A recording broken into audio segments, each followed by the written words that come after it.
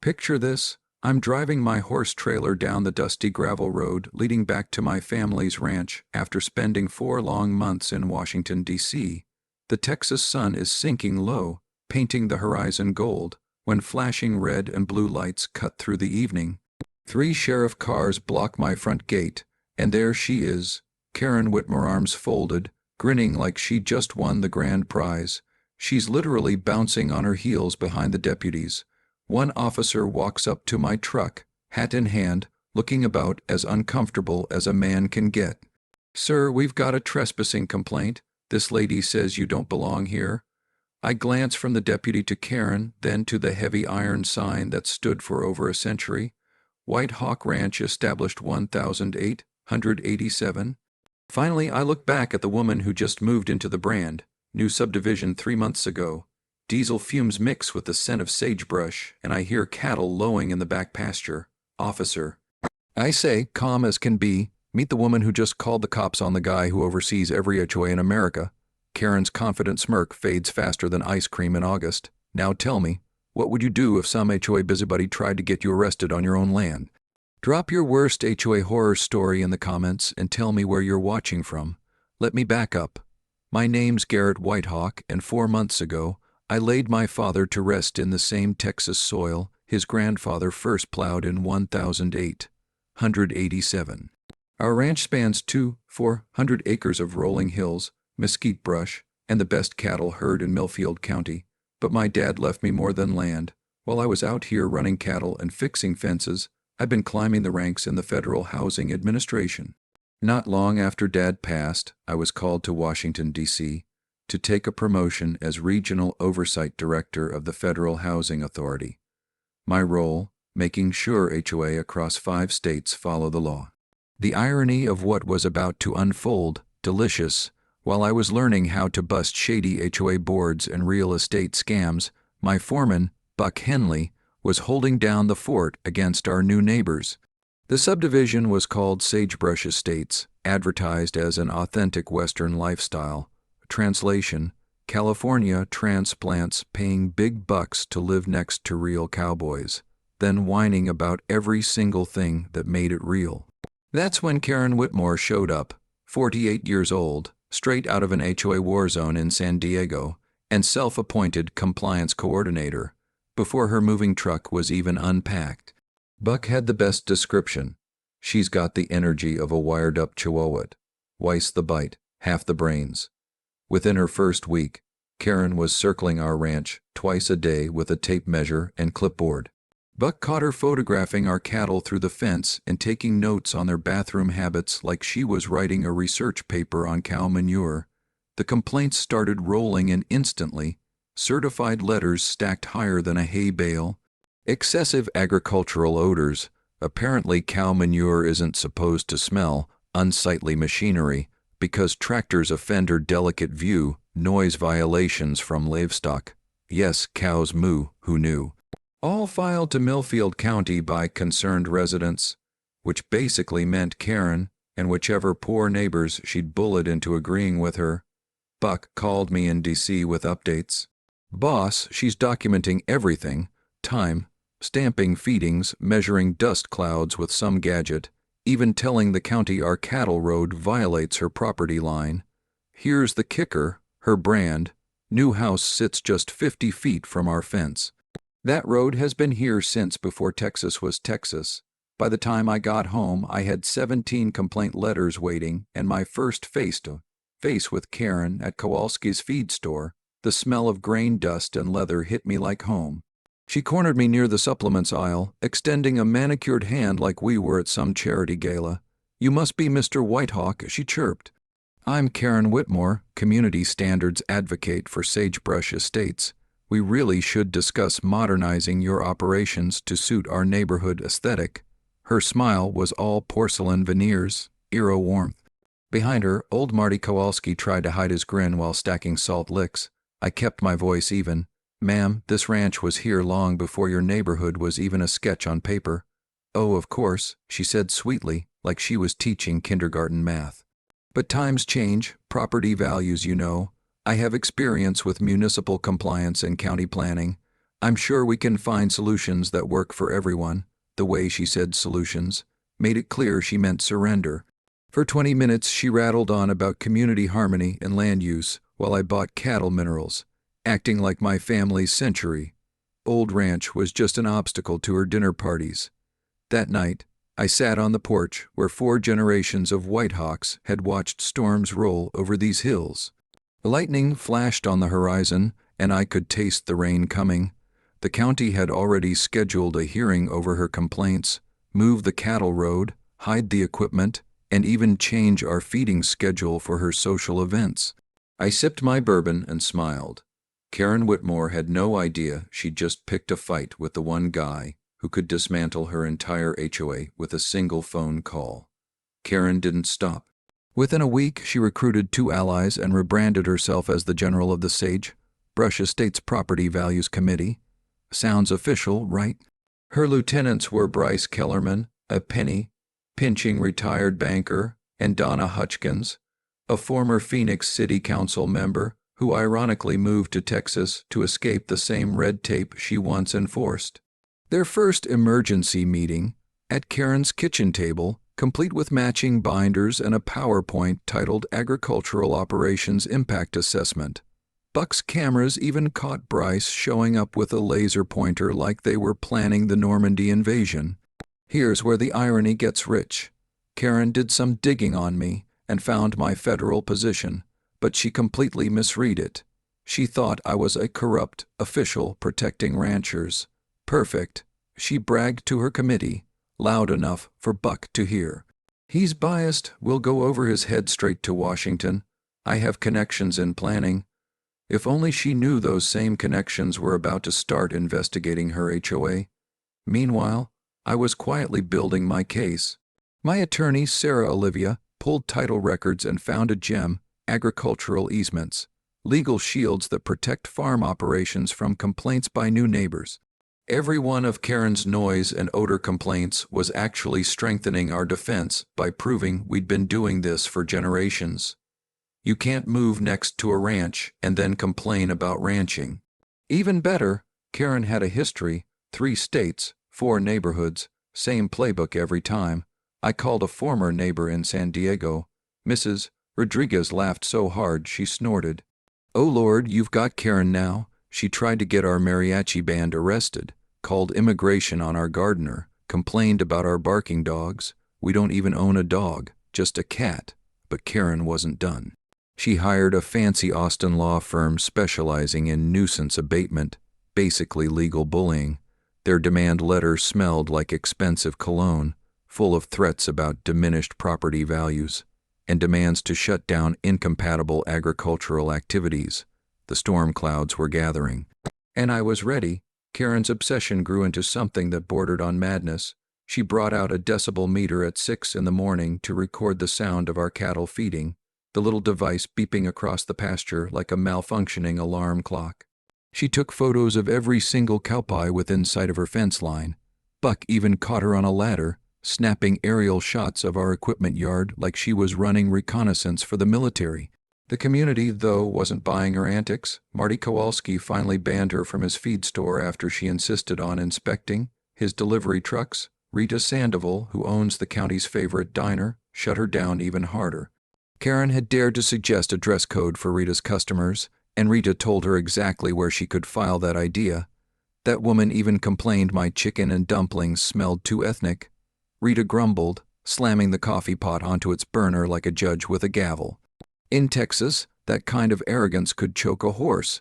Karen's attorneys then escalated matters with their first official demand: stop all cattle activity within 200 yards of homes, move every piece of ranch equipment, and build sound barriers for livestock pens. The cost, $340,000 in so-called compliance modifications, just to accommodate people who had knowingly moved next to a working ranch. Not stopping there, she launched a Facebook page called Millfield County Rural Reform, filled with glossy, professional photos. Half the pictures showed normal ranch life that had been legal since before Texas became a state.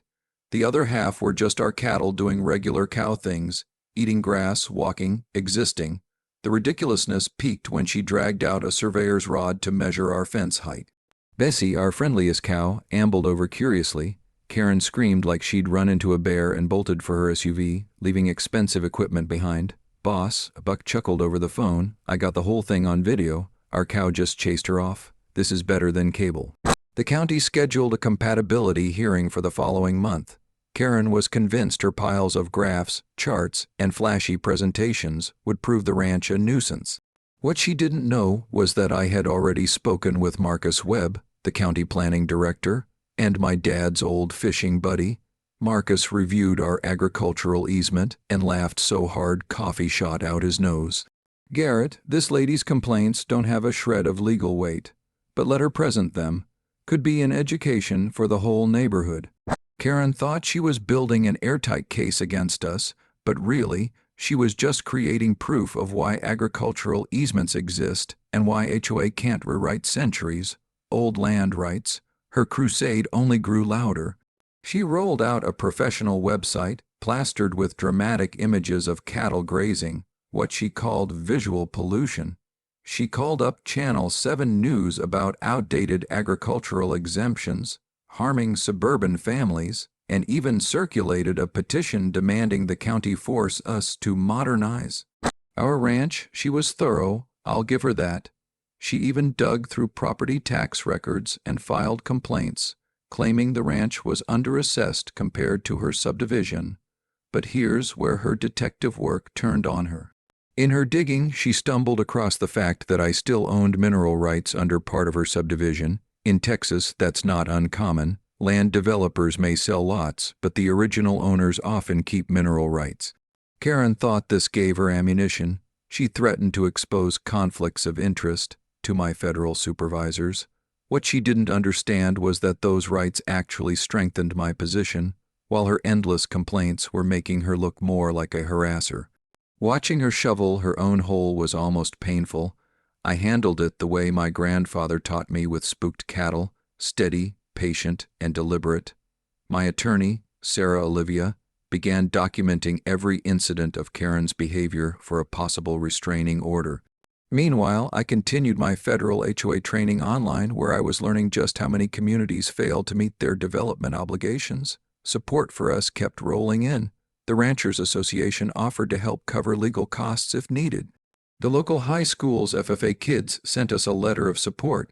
They understood agriculture better than most grown adults.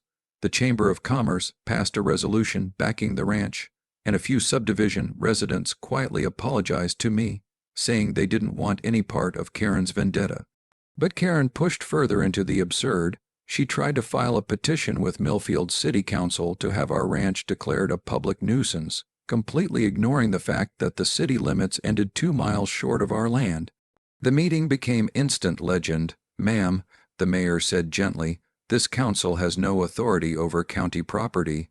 The sigh that rippled through the crowd was audible. Still, Karen doubled down, accusing me of intimidating residents with footage of cattle peacefully grazing. Sarah's digging turned up a golden discovery. The developer of Sagebrush Estates had skipped out on required environmental studies. The original permits actually required a 200-foot agricultural buffer zone that was never built. Karen's house sat just 50 feet from our fence, meaning her subdivision was in violation, not my ranch. On top of that, the county inspector uncovered multiple HOA violations inside Sagebrush Estates itself: unpermitted fences, drainage issues, buildings taller than allowed. Suddenly, Karen's HOA had bigger headaches than cow manure. Then the irony hit another level. During my federal training, I learned that any HOA linked to developments built with federal incentives or subsidies automatically fell under federal oversight. A quick records check. Sagebrush Estates had exactly that funding. Still convinced she could win, Karen scheduled a community meeting at the subdivision clubhouse, inviting the media without telling her neighbors.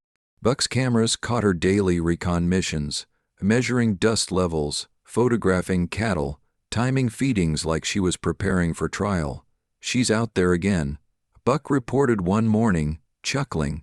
She's got more files on our herd than the Department of Agriculture. The clubhouse meeting came, and it was a show. 15 residents showed up, most out of curiosity. Karen dimmed the lights, rolled out a slideshow with dramatic music, complete with arrows pointing at our cattle as if they were criminals. That's when I walked in, uninvited but fully within my rights as a county resident. Karen's face cycled through shock, anger, and panic. I calmly addressed every point she made, backed with documents and legal precedent. "Mrs. Whitmore," I said, voice steady, "you're asking a 150. Your old ranch to change its operations for a subdivision that's barely 3 months old. That's like buying a house next to an airport and then demanding the planes stop flying." Her support collapsed. Residents began questioning her about her history of neighbor disputes. The county planning office even announced it was reviewing the subdivision's permits, ironically triggered by Karen's own complaints. Realizing her media stunt was failing, Karen scrambled. She pitched a sensational story to Channel 7, a federal employee abusing power to intimidate neighbors. She provided heavily edited clips of our ranch, showing dust clouds and cattle noise, claiming to represent dozens of families. But her desperation was showing. She was making rookie mistakes. Reporter Jake Morrison started digging. Instead of finding dirt on me, he uncovered Karen's long trail of disputes across 3 states. The narrative flipped overnight, from rancher terrorizes subdivision to serial complainer targets century-old farm. He uncovered building violations inside her HOA, interviewed former neighbors who laughed about her antics, and painted a picture of someone addicted to conflict. When Morrison called me, I saw my chance. I explained my real job HOA oversight, not ranch inspections, and handed over documentation of Karen's harassment. I also mentioned my upcoming testimony before Congress about HOA accountability. Karen panicked. She called an emergency HOA meeting, trying to push a special assessment to fund legal action against us. But the presentation backfired again. She rolled out her violation slideshow with ominous music, and I once again dismantled it point by point. Her biggest blunder, claiming our cattle caused noise pollution.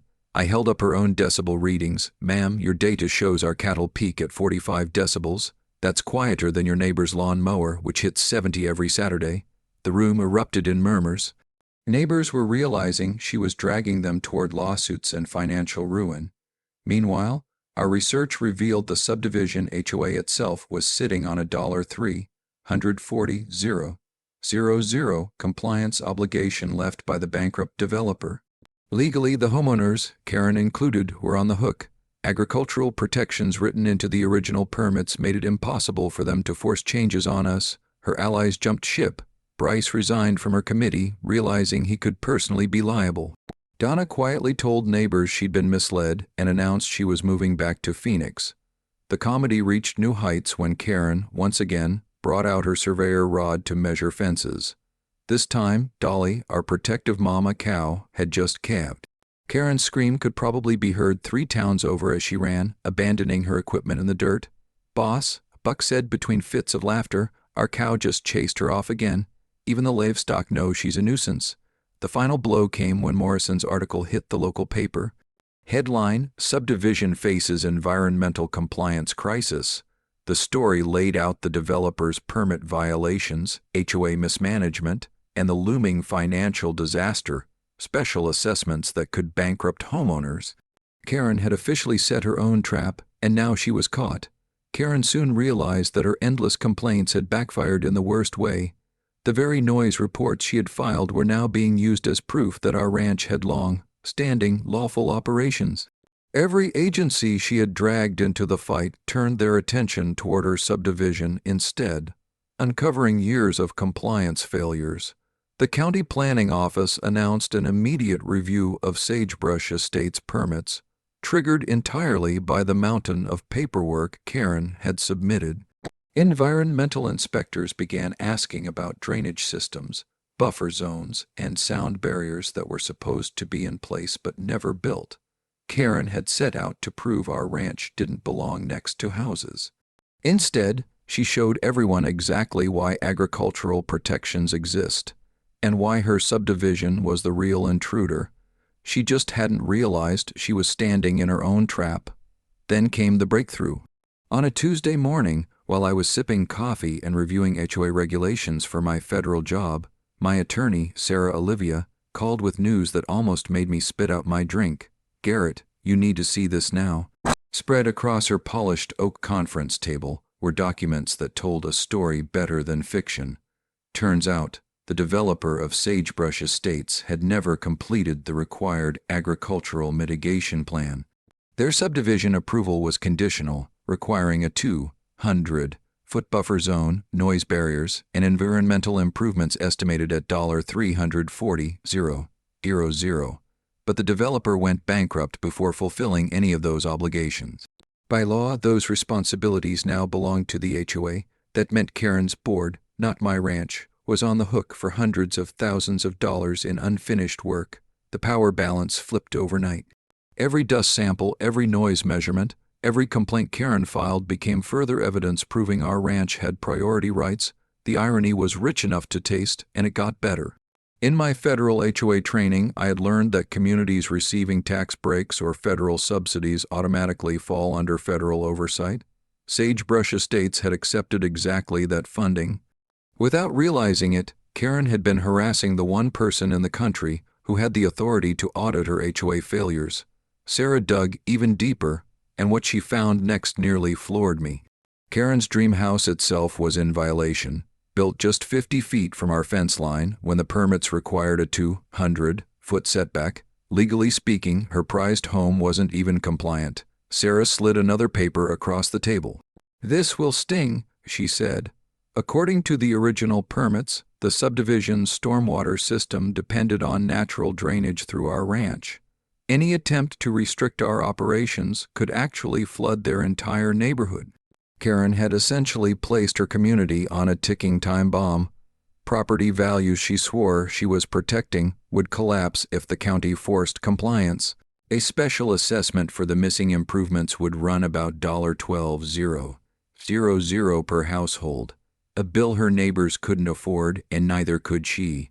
My grandfather always said, "Sometimes the best defense is letting folks tie their own rope." And Karen had just built herself a gallows. She'd spent months compiling evidence that didn't hurt our ranch. She'd protected it. The federal angle only sweetened the deal. As a regional oversight director, I had authority to investigate HOA failing to meet their obligations.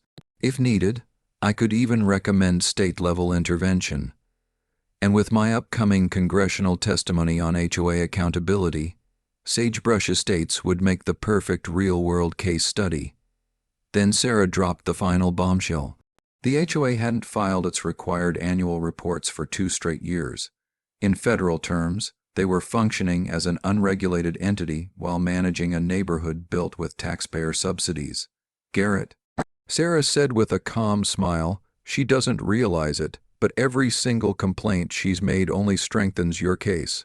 And she was right. The truth had crystallized. I didn't need to fight Karen head on. Her own actions were dismantling her HOA, while the law stood firmly behind our ranch. She thought she was David slinging stones at Goliath. In reality, she was Goliath stabbing herself in the foot while David calmly watched. The taste of justice was sweeter than Rita's apple pie, and just as satisfying. Karen's campaign had sparked investigations that would either bankrupt her neighborhood or force them to pay for years of neglected obligations. All I had to do was keep working the ranch and let her house of cards fall. It was time to rally the cavalry. Sarah spread the legal files across her table like a general preparing for battle. Buck Henley brought in 40 years of ranch operation records, documenting our family's history down to the day we first ran cattle across that disputed road. Rita Sandoval offered her diner as neutral ground, promising strong coffee and plenty of food to keep us sharp.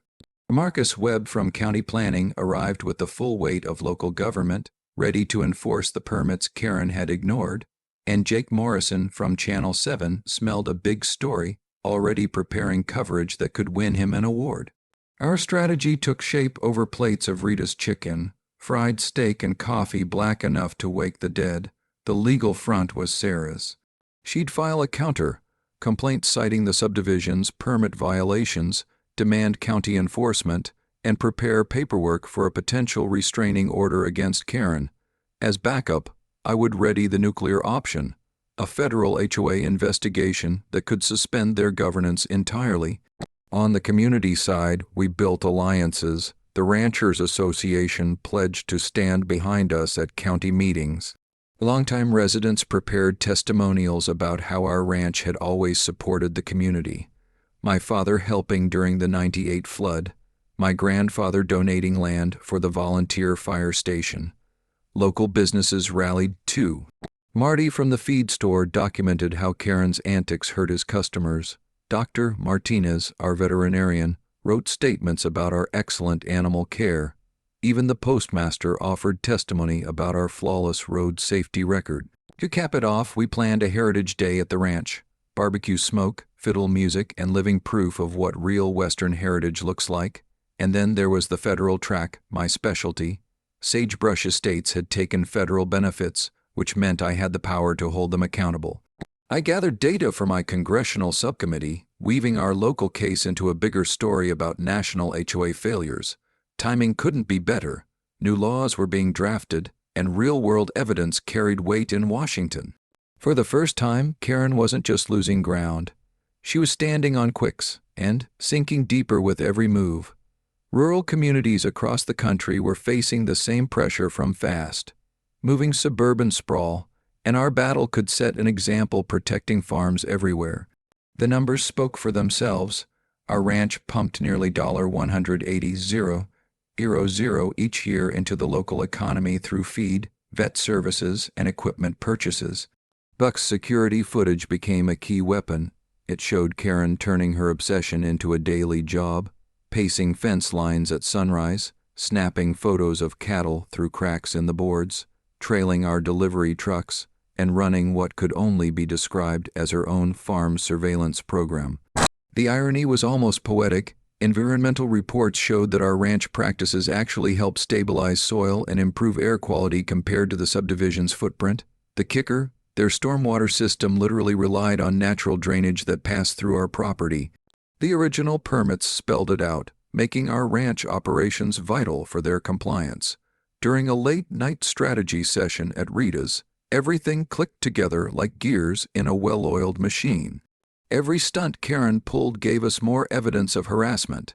Every agency she called had sped up their own reviews, and the more extreme her tactics became, the more the community pulled together against her. The storm was brewing, and Karen had built the thunderclouds herself. By the end of the month, county planning was ready to review subdivision permit failures. Federal HOA oversight teams scheduled inspection tours, and the local paper was running a feature on our ranch's heritage as part of the county's 150th celebration. Jake Morrison's investigative piece was lined up for sweeps week. Meanwhile, Sarah had our legal paperwork sorted like a battle plan. Buck was preparing historical ranch displays for Heritage Day.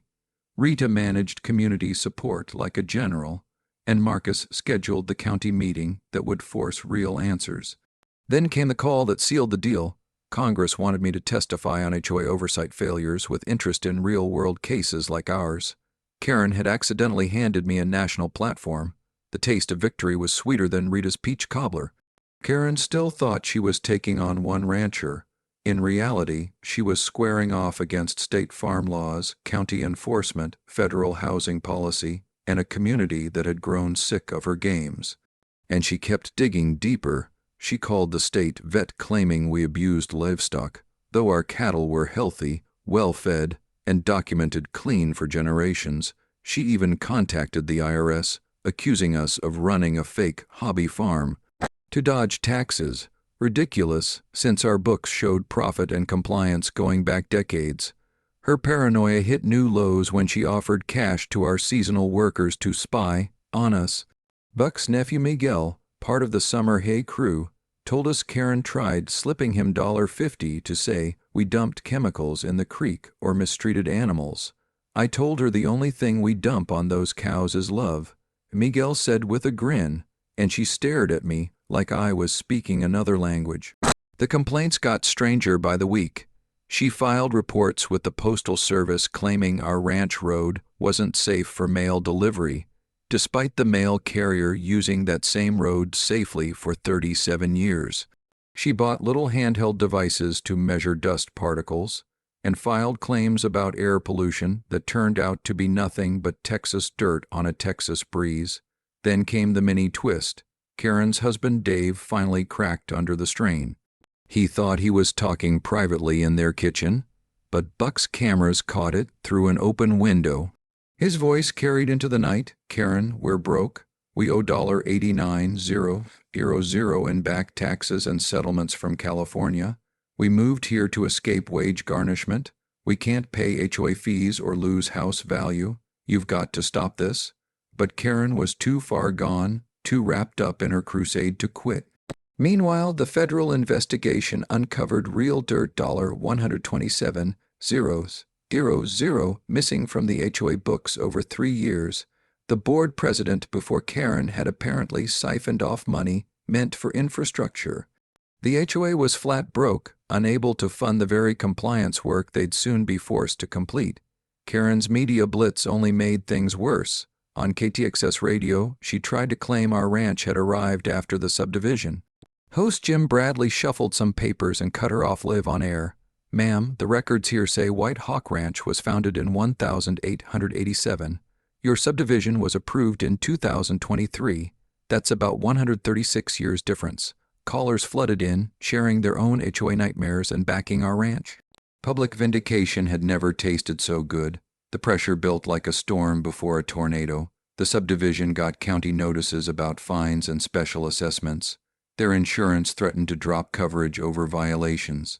Families started putting houses up for sale to escape the financial mess. The HOA board scrambled to hold an emergency meeting about kicking Karen out of leadership. Even her allies abandoned her. Bryce resigned from the Property Values Committee. Donna packed up for Phoenix, and only one new resident still clung to Karen's cause. Karen, though, doubled down again. She blocked our supply truck at the gate, demanding to inspect cargo like a border guard.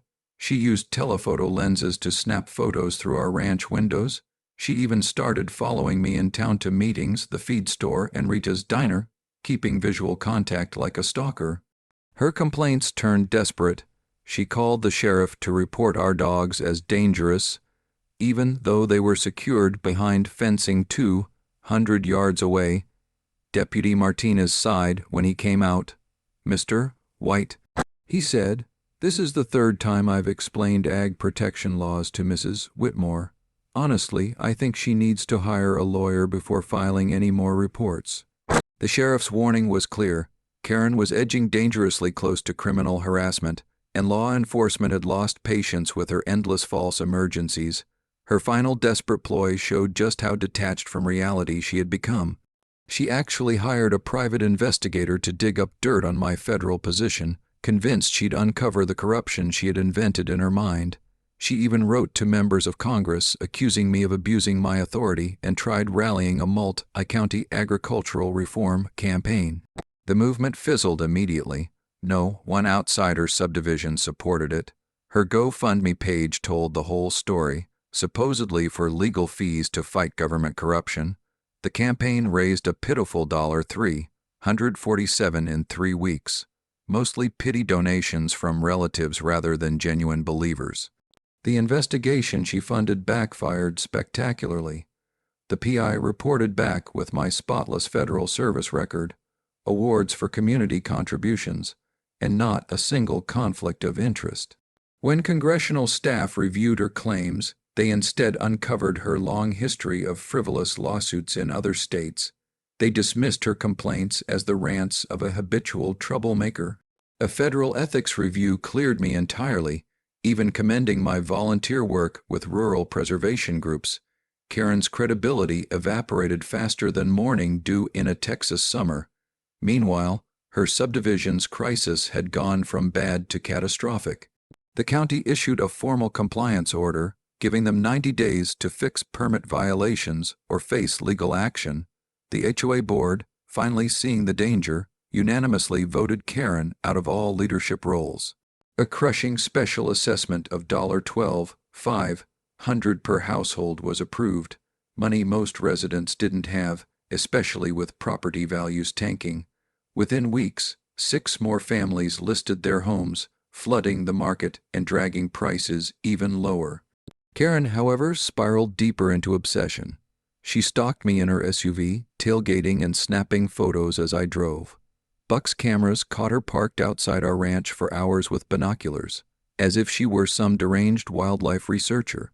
She harassed our customers at the feed store with wild conspiracy theories, until the owner, Marty Kowalski, banned her from the property entirely.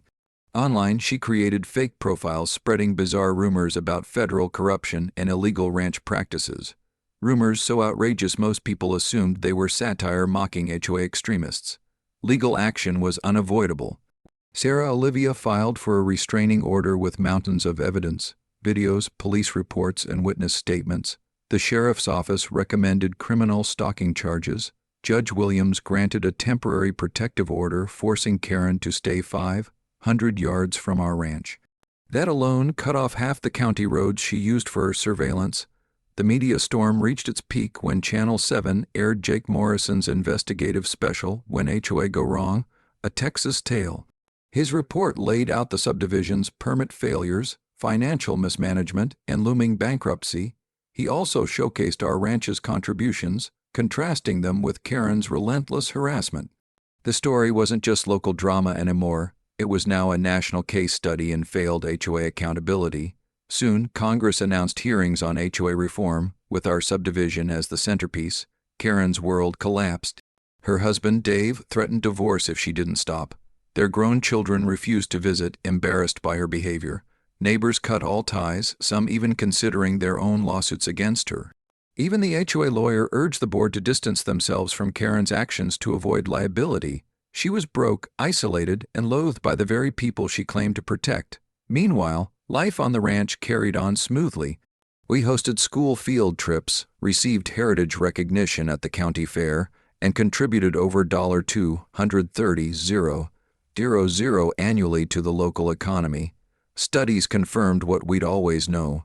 Our ranch improved water management, stabilized soil, and supported the ecosystem. Karen's last stand came when she violated the restraining order. On the courthouse steps, she confronted me, shouting that I'd ruined her life in some grand government conspiracy. Security cameras caught everything as deputies hauled her away. The irony was sharp. She was arrested for violating a court order while accusing me of abusing power. Her mugshot appeared in the paper right beside an article about our ranch receiving heritage preservation honors. Additional charges stacked up: criminal stalking, violation of a protective order, and harassment of a federal employee.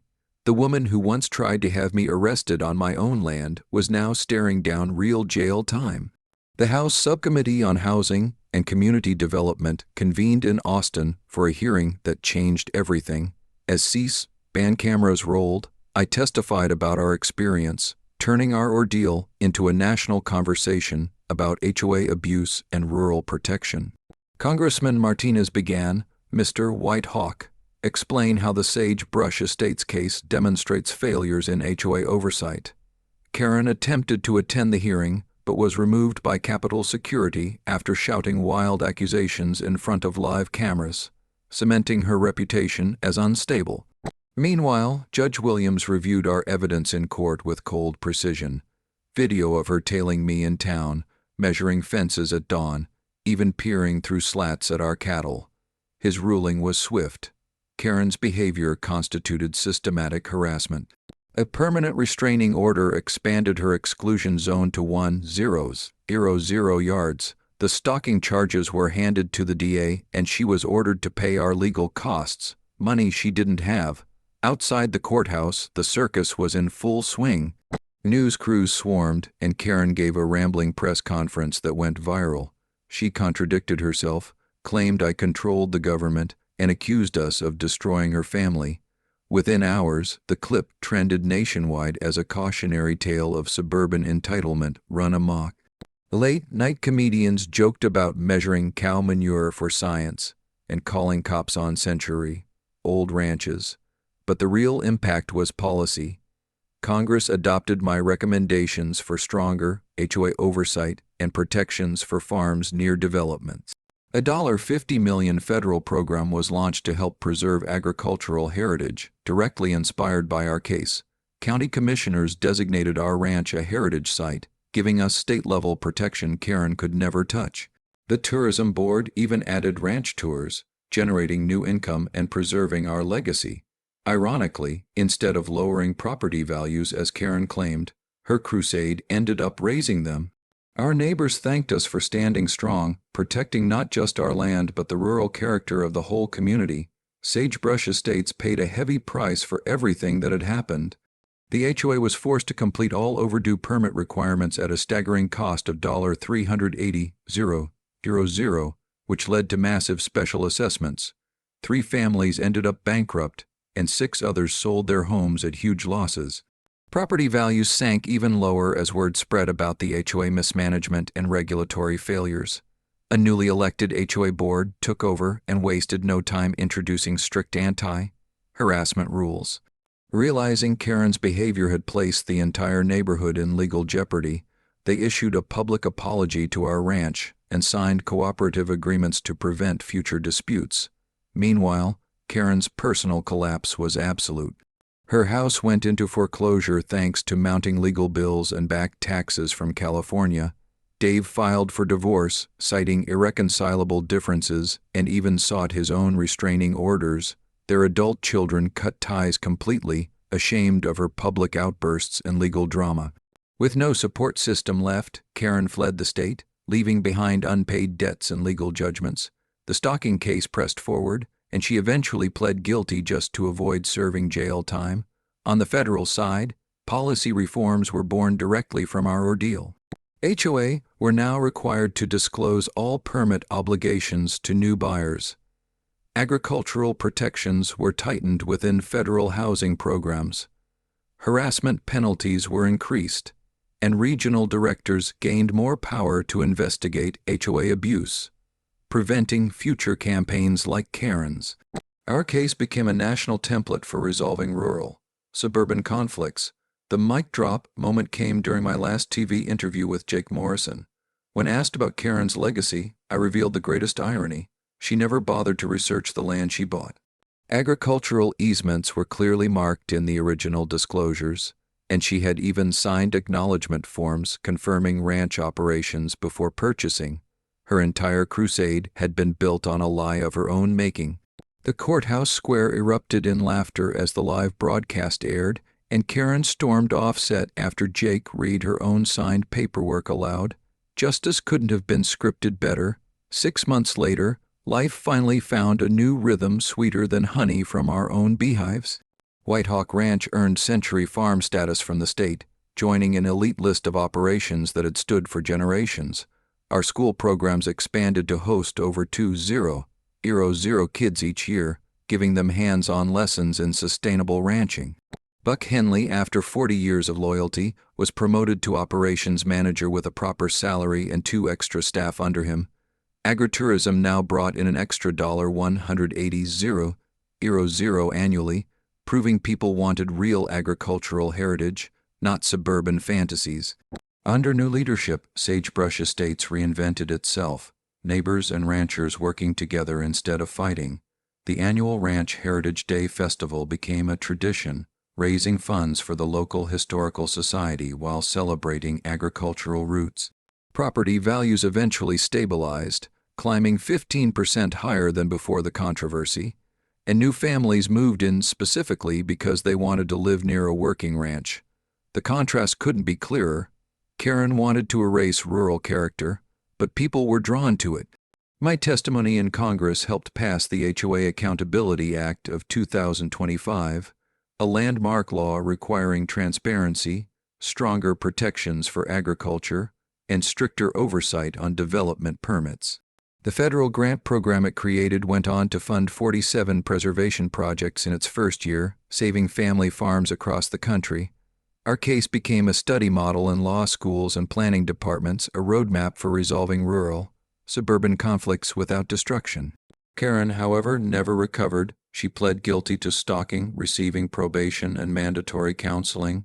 Her divorce was finalized, Dave kept what assets were left, and she moved to Oregon with no forwarding address, wiping her social media entirely. She became a cautionary tale in HOA training programs, her name shorthand for how obsession can wreck communities. Courts across the country cited our case, and 12 states adopted stronger fire protection laws because of it. Insurance companies even raised rates on HOA that tolerated harassment, forcing better accountability. Back at the ranch, things flourished. We created a $50,000 annual scholarship fund for agricultural students. Our partnership with Texas A&M produced groundbreaking research in sustainable ranching, and 4-H youth programs reached hundreds of kids across the region. A conservation easement now permanently protects our ranch from development, guaranteeing these benefits for future generations. Media attention didn't fade either. The documentary Fences and Neighbors won awards, and my book When HOA Attack Agriculture became a bestseller among rural homeowners. Speaking tours reached tens of thousands, and our consulting service resolved over 24 rural, suburban disputes before they could spiral into lawsuits. On a personal note, Sarah, Olivia, and I were married at the old ranch chapel my great-grandfather built. Surrounded by family, friends, and cattle in the background, we also adopted 2 children from foster care, raising them to value hard work and community. Local schools thrived from rising property tax revenue, small businesses grew, and tourism added over $400,000 yearly to the county economy. The bigger picture was clear. Federal reforms now prevented thousands of harassment cases every year. Agricultural preservation saved over 120,000 acres, and mediation programs stopped conflicts before they destroyed neighborhoods. As the sun set across the fields, Sarah worked in her garden while our kids played near the barn and cattle grazed peacefully in the pasture. Tour buses arrived for evening programs, the sheriff waved as he passed, and I realized the lesson was simple. Sometimes the best way to beat a bully is to let them destroy themselves. Do your research before buying property. Protect your neighbors, protect your heritage, and communities can heal when good people stand up. Share your HOA horror story in the comments. Let's support each other. Subscribe for more David vs. Goliath tales of justice. Next week, how I used eminent domain laws to stop a casino from wiping out our town's main street. That's it for this chapter of HOA Madness. If justice served with irony made your day, smash that like button, leave your thoughts below, and don't forget to ring the bell so you don't miss the next outrageous neighborhood showdown.